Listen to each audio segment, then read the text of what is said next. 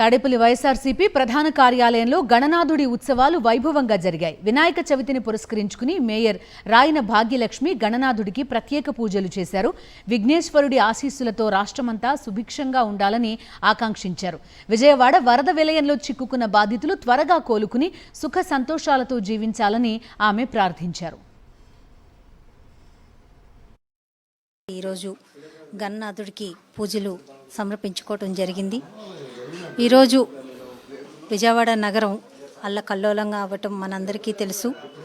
ఈరోజు పూర్తిగా విజయవాడ నగరవాసులు ఏదైతే మనకి సింగినగర్ ప్రాంతం కానీ, అలాగే కృష్ణలంక ప్రాంతం కానీ, అలాగే వన్ టౌన్ కానీ ఏదైతే ముప్పుకు గురి అయినారో వాళ్ళందరూ గణనాథుల ఆశీస్సులు పొంది వాళ్ళకి రాబోయే రోజుల్లో పూర్తి స్థాయిలో వాళ్ళకి గవర్నమెంట్ నుంచి అందాల్సిన ప్రతి ఒక్క లబ్ధి అందేలాగా గణనాథుడు ఆశీస్సులు ఉండాలి.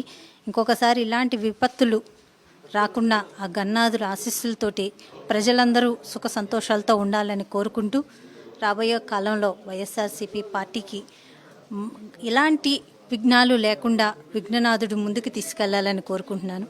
నగర ప్రజలందరికీ వినాయక చవితి శుభాకాంక్షలు.